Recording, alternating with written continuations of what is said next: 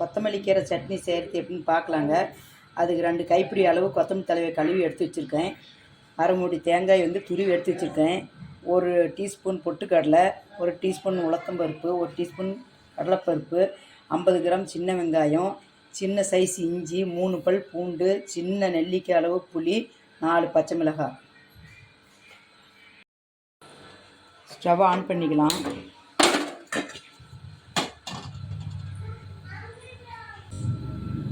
ஒரு table spoon எண்ணெய்,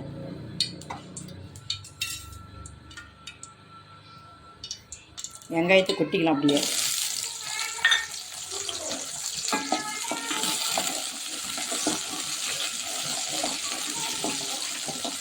நல்லா வதங்கிட்டு நல்லா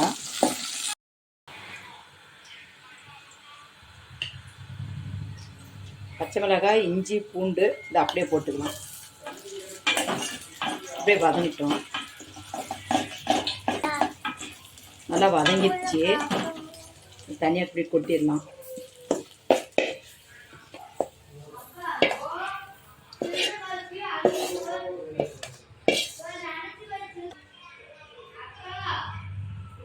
ஒரு டேபிள் ஸ்பூன் எண்ணெய் ஊற்றிக்கிறேன்.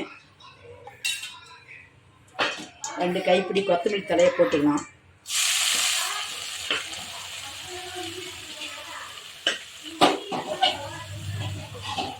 அப்படியே வதங்கி வரட்டும். அப்படியே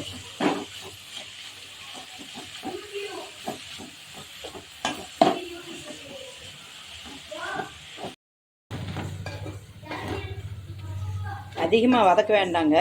இந்த பதத்துக்கு இருந்தால் போதும். இந்த அளவு இருந்தால் சரி. வேறு பாத்திரத்தை மாற்றிடலாம்.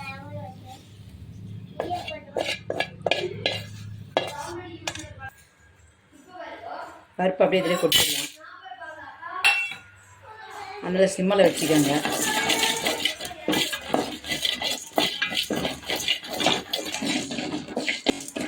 பருப்பு அப்படியே பொன்னிறமாக வந்துடுச்சு. பொட்டுக்கடலை கொட்டிக்கலாம். லேசாக வதக்கினா போதும். புளியும் அப்படி இதிலே போட்டுக்கலாம்.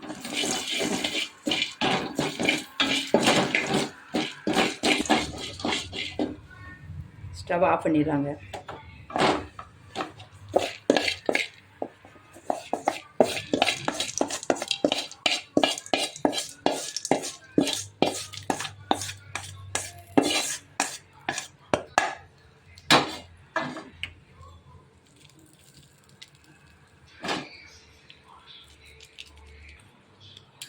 நல்லா ஆற வச்சுக்கலாம்.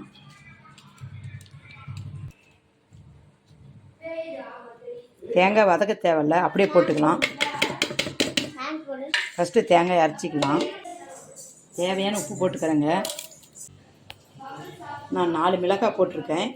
உங்களுக்கு காரத்துக்கு எவ்வளோ தேவையோ நீங்கள் எவ்வளோ போட்டுக்கோங்க. கொஞ்சமாக தேவையான அளவு தண்ணி ஊற்றிக்கலாம். அரைச்சாச்சு. வேறு பாத்திரத்தை மாற்றிடலாம்.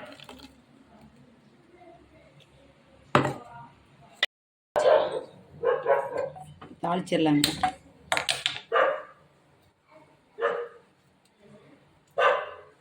ஒரு டேபிள் ஸ்பூன் எண்ணெய் ஊற்றிக்கலாம். எண்ணெய் காஞ்சிடுச்சு. கடுகு போடுறேன்.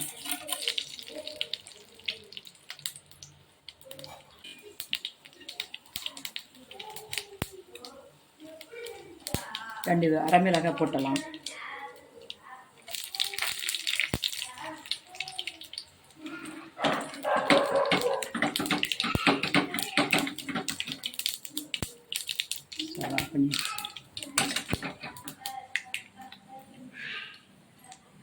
தாளிச்சு கொட்டிடலாம்.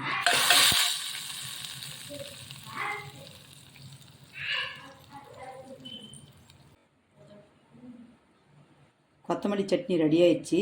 இந்த வீடியோ உங்களுக்கு பிடிச்சிருந்தா சப்ஸ்கிரைப் பண்ணுங்கள்.